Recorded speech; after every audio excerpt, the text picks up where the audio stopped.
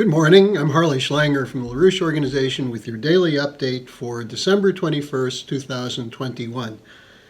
Today we're going to be taking a look at the case of Jake Sullivan, who is a Russiagate plotter, as has been revealed recently by Special Counsel Durham, who may be the one lighting the fuse for World War III with Russia. Now, the story unfolds that on Monday, CNN was reporting that a White House official announced there is a 4-week window remaining to prevent a Russian invasion into Ukraine. This has been a line that's been pushed by the U.S. security and intelligence apparatus at international forum. Pressure is being put on our European allies to join us in threats to Russia should they attempt to invade. And they're explaining that they have evidence that Russia will invade by the end of January, early February. Now the 4-week window puts it definitely at the end of January. And what was said by this source to CNN is, quote, "What we have been doing is very calculated, but we only have about a 4-week window from now," unquote. The source went on to say that the U.S. has planned sanctions which would be overwhelming, immediate, and inflict significant cost on the Russian economy and their financial system. And this includes the possibility of throwing Russia out of the SWIFT global financial transaction system, which would obviously harm Russia, but the Russians appear to be working on a fallback option. It's possible that such action could sink the Western financial system. But this kind of statement, that overwhelming, immediate, and significant cost on the Russian nation, this is a virtual declaration of war.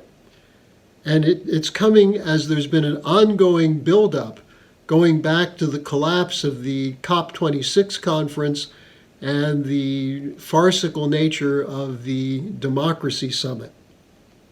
The latest person to sound the alarm that war is likely is Ronald Reagan's final ambassador to Russia, Jack Matlock, who points out that Russia is, quote, "extremely sensitive about foreign military activity adjacent to its borders, as any country would be, and the United States always has been," unquote. Yesterday I read you the quotes from John F. Kennedy's October 22nd, 1962 speech, in which he said that the U.S. and any other nation would react to having offensive weapons placed 90 miles from its shores. Well, the comparison there to U.S. and NATO deployment of heavy weaponry, including possibly nuclear weapons, were Ukraine to join NATO on the border of Russia, is precisely what Matlock is referring to. And Matlock, at the end of his article, called on Ukraine's friends in Europe and the United States that they are pursuing a, quote, "suicidal course." Along the same lines is an article by the CIA leaker in the Washington Post, David Ignatius, who said that the U.S. is making plans to support an anti-Russian military insurgency in Ukraine if Russia invades. And he gives the example of the U.S. providing Stinger missiles to the Mujahideen in Afghanistan after the Soviet invasion in 1979. This was Zbigniew Brzezinski's trap that was set to bring the Soviet Union into Afghanistan so the U.S. could inflict a defeat on them. Now, one should ask Ignatius, how did that turn out?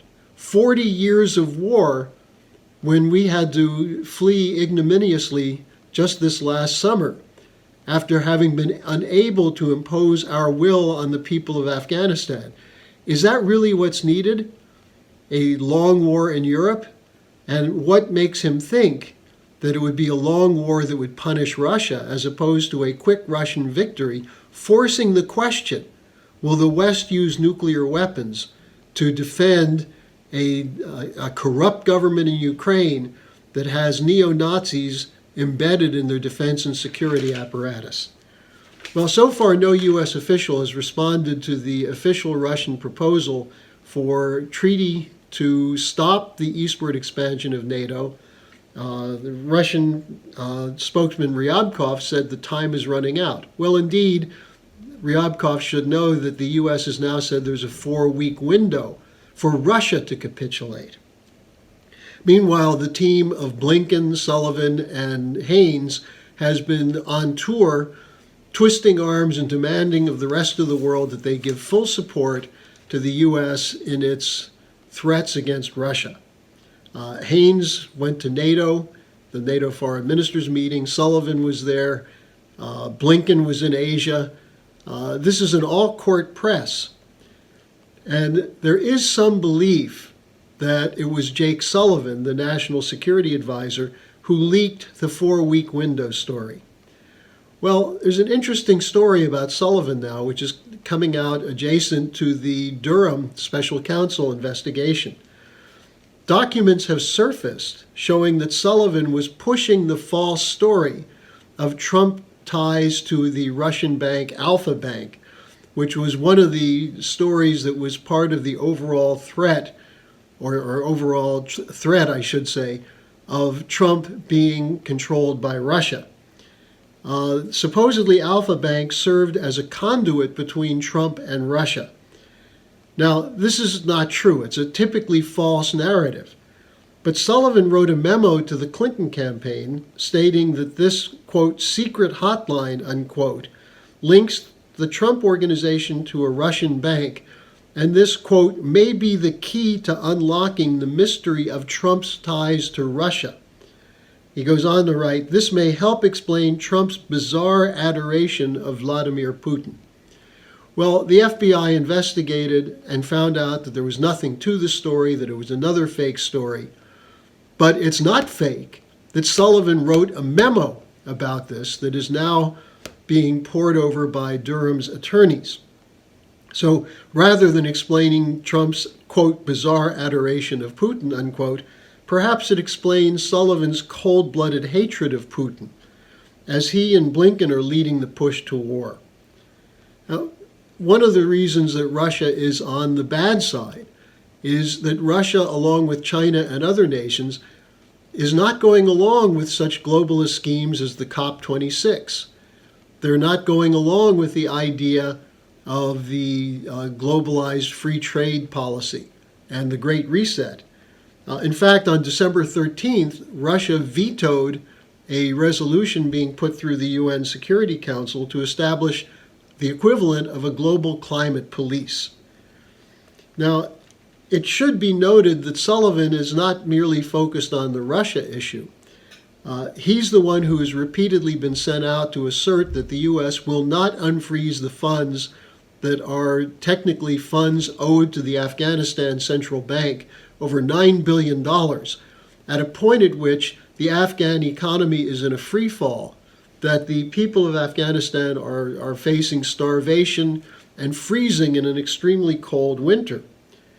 And this combination of economic collapse, lack of food, a drought, and lack of funds to purchase food threatens the lives of tens of millions of people, according to David Beasley of the World Food Program.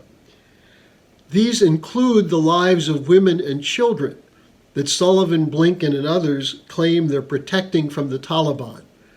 Instead, they're using sanctions to kill them in the same way that Madeleine Albright, who had Blinken on her staff in the past, carried out sanctions against Iraq, which killed 500,000 children between 1996 and 1997. So the Sullivan question raises an important matter. Is Durham moving fast enough to get at the heart of the criminal cabal that moved against Donald Trump and moved against Russia's Putin at a moment where that cabal is threatening to launch a war that could be a nuclear war between the United States and Russia? Now, I'll have more on the Afghan situation tomorrow, as there was a very important meeting of the Organization of Islamic Countries last weekend in Islamabad, where there were pledges for emergency funds and a renewed urgency around the call for the U.S. to unfreeze the funds that belong to the Afghan people. So I'll report on that tomorrow. Join me then, share this video, and organize like hell to oust this criminal cabal from control of Washington.